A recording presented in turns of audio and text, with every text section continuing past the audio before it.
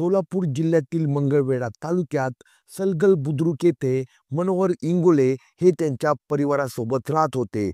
मनोहर हे शेतीचा व्यवसाय करायचे. त्यांचा 29 वर्षीय मुलगा सागर मनोहर इंगोले आपले शिक्षण पूर्ण करून घरीच राहत होता. मुलगा शिकून नोकरीला लागला नाही, त्याला आपलं शेतीकाम देखील जमणार नाही, म्हणून मनोहर यांनी आपल्या मुलाला सलगर बुद्रुक येथे मोबाईल शॉपी तसेच गिफ्ट हाऊसचे दुकान टाकून दिले. सलगर बुद्रुक येथे बाजार भरत असल्यामुळे आजूबाजूच्या वस्तीतील गावातील लोक सलगर येथे भाजीपाला किराणा घ्यायला येत असायचे. सागरचे दुकान मोठे असल्यामुळे मोबाईल दुरुस्तीसाठी, मोबाईलवर रिचार्ज टाकण्यासाठी त्याच्याकडे लोकांची गर्दी होत असायची. काही लोक व महिला मोबाईलबद्दल माहिती घेण्यासाठी, तर काही लोक गिफ्ट घेण्यासाठी सागरच्या दुकानावर येत. त्यामुळे सागरचं दुकान खूप चांगल्या प्रकारे सुरू होतं. दुकानावरची गर्दी बघून वडील मनोहर यांना वाटू लागलं की सागरची नक्कीच दुकानामुळे प्रगती होणार, कारण रोजची कमाई दिवसेंदिवस वाढतच होती. रोज होणाऱ्या नफ्यामुळे मुलगा सागर व वडील मनोहर यांच्या चेहऱ्यावर आनंद खुलून दिसत होता. असेच काही दिवस गेले. एके दिवशी मारोळी गावातील उषा नावाची स्त्री आपल्या मोबाईलचा रिचार्ज टाकण्यासाठी सागरच्या दुकानात आली. उषा विवाहित असून पहिल्यांदाच सागरच्या दुकानावर आली होती. सागरने तिच्या मोबाईलवर रिचार्ज करून दिला.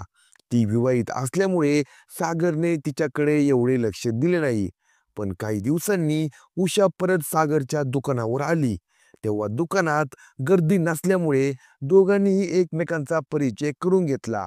उषाने आपण मारळी गावातील रहिवासी असून कुठे राहतो हे तिने सागरला व त्याने तिला विचारले. तिच्या बोलण्यातील हावभाव बघून ती स्वतःहून तिच्याबद्दल आपल्याला माहिती सांगते आहे हे बघून सागरच्या मनात वेगळेच विचार येऊ लागले. उषा मात्र बाजार करायला निघून गेली, पण सागरच्या डोळ्यासमोर तिचे हावभाव दिसू लागले. आतापर्यंत अनेक महिलांनी सागरच्या दुकानात येऊन रिचार्ज टाकला होता, पण उषासारखं कुणीही त्याच्यासोबत वागलं नव्हतं. आता सागर बाजार भरण्याची वाट बघू लागला. असेच काही दिवस गेले. तेव्हा बऱ्याच दिवसांनी उषा त्याच्या दुकानावर परत आली. तिच्या नजरेत तीच ओढ होती, तिच्या बोलण्यात तेच आकर्षण होते. म्हणून गर्दी कमी झाल्यानंतर सागर उषाला म्हणाला, पुढच्या वेळेपासून तुम्हाला माझ्या दुकानावर यायची गरज नाही. बॅलन्स संपण्या अगोदर तुम्ही मला फोन करत जा, मी इथूनच तुम्हाला मोबाईलवर बॅलन्स करून देतो. उषा देखील सागरचे बोलणे ऐकून खुश झाली. सागरचे लग्न झाले नव्हते आणि एखादी स्त्री जेव्हा स्वतःहून त्याच्या जवळ जाण्याचा प्रयत्न करत होती, तेव्हा तो स्वतःवर कंट्रोल करू शकला नाही. सागर आणि उषा यांचे फोनवर बोलणे सुरू झाले. कधी कधी त्यांच्यामध्ये मेसेजद्वारे एकमेकांसोबत बोलणे व्हायचे. उषाचे लग्न झालेले असून तिचा नवरा शेतीत काम करायचा. नवरा असून देखील उषा अविवाहित सागरच्या मागे लागली होती. या दोघांमध्येही एकमेकांबद्दल आकर्षण निर्माण झाले होते. उषा हक्काने सागरकडे कधीही काहीही मागायची. तोही तिला कधी पैसे तर कधी गिफ्ट द्यायचा. तिचे नखरे तो आता उठवू लागला होता. उषा नेहमी शरीराचे प्रदर्शन त्याच्यासमोर करत असायची, त्यामुळे सागरला तिच्यापासून दूर राहणे अशक्य झाले होते.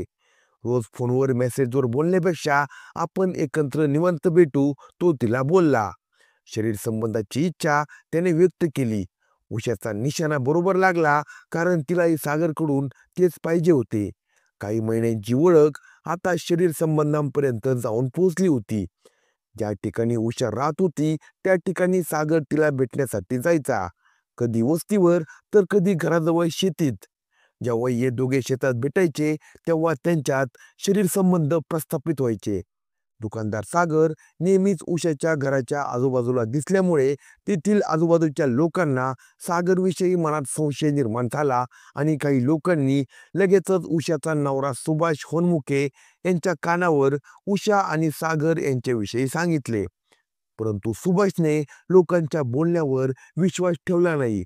पण तरीही त्याने आपली बायको उषावर नजर ठेवायला सुरुवात केली. बाजार देखील सुभाषच करून आणायला लागला होता. बायकोला सलगर बुद्रुक या ठिकाणी पाठवायला सुभाष टाळाटाळ करू लागला. पण तरीही सागर आणि उषा हे दोघेही मोबाईलवरून संपर्कात राहिले. उषा नवऱ्याच्या वागण्यामुळे सावध झाली व सागरला म्हणू लागली, काही दिवस आपण एकमेकांपासून दूर राहिलेलंच बरं. कारण कदाचित माझ्या नवऱ्याला दिराला आपल्याबद्दल संशय आला आहे. त्यामुळे आता आपल्याला भेटता येणार नाही. असे म्हटल्यावर सागर नाराज झाला. कारण सागरला लग्नाच्या अगोदरच उषापासून शरीर सुख मिळालं होतं. तिच्यापासून आता काही दिवस दूर राहणेही तिच्यासाठी शक्य नव्हतं. आता आपलं कसं होईल याचा विचार तो करू लागला.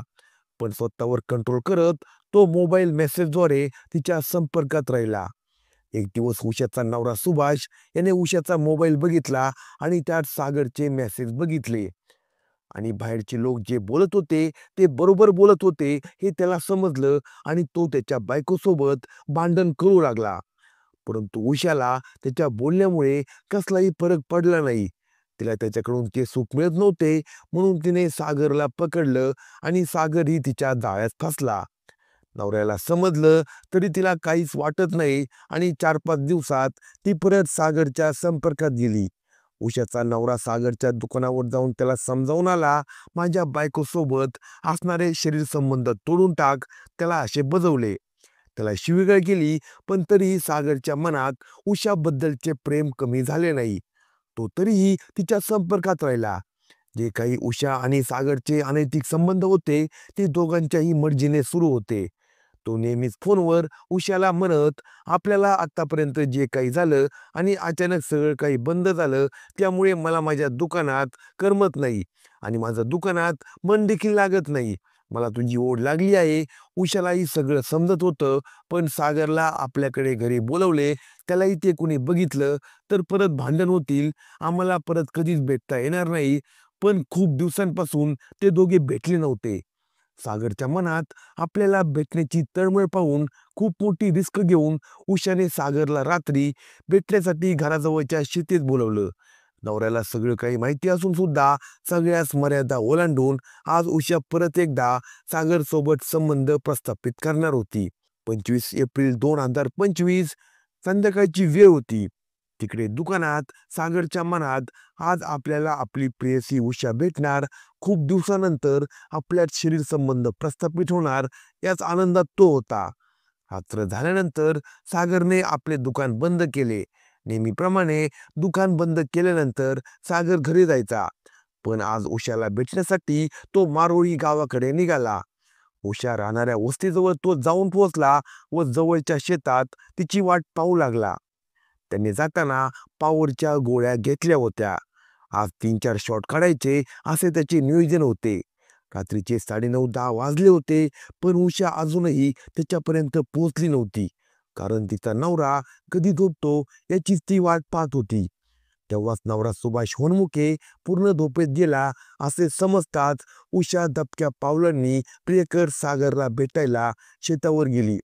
सागर तिचीच वाट पाहत होता. तिला पाहतात तिला मिठीत घेऊन दोघांनीही एकमेकांसोबत गप्पा गोष्टी केल्या.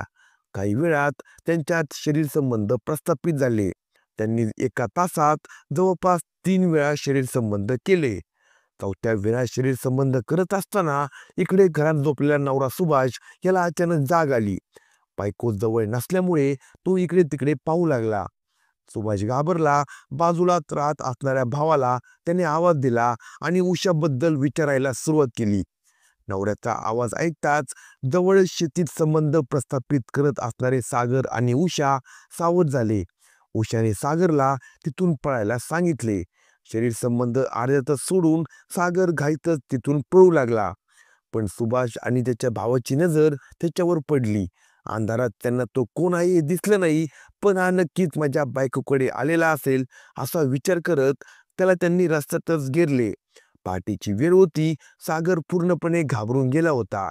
बायकोसोबत असणारे अनैतिक संबंध इतक्या रात्री चोरून तिला भेटायला आल्यामुळे राग अनावर झाल्यानं सुभाष होनमुखे व त्याचा भाऊ संजय होनमुखे यांनी सागोर इंगोले याच्या डोक्यात काठीने तसेच लाथाबुक्क्याने मारहाण करून त्याला पूर्णपणे जखमी केलं. सागर येथे तसाच जखमी अवस्थेत पडून होता. रात्रभर मुलगा घरी आला नव्हता म्हणून घरचे चिंतित होते. सकाळी उठून वडील मनोहर हिंगोले हे दूध घालण्यासाठी सलगरमध्ये आल्यावर त्यांना आपला मुलगा जखमी अवस्थेत दिसला. त्याच्या शरीराची कुठल्याही प्रकारे हालचाल होत नव्हती. वडिलांनी हॉस्पिटलची मदत घेतली. सागरला हॉस्पिटलमध्ये घेऊन जाण्यात आले, परंतु डॉक्टरांनी त्याला मृत घोषित केले. सागरचे पोस्टमॉर्टम केल्यानंतर त्याच्या गावी त्याच्यावर अंत्यसंस्कार करण्यात आले. या प्रकरणी मृताचे वडील मनोहर इंगोले यांनी सुभाष वनमुके व संजय वनमुके यांच्या विरुद्ध तक्रार करून त्यांच्यावर खुनाचा गुन्हा दाखल करण्यात आला. पोलिसांनी दोन्ही आरोपींना अटक केले आहे. अशाच नवनवीन क्राईम स्टोरी ऐकण्यासाठी कलम 302 या मराठी चॅनलला सबस्क्राईब करा आणि आपल्या प्रतिक्रिया कमेंट बॉक्समध्ये कळवा.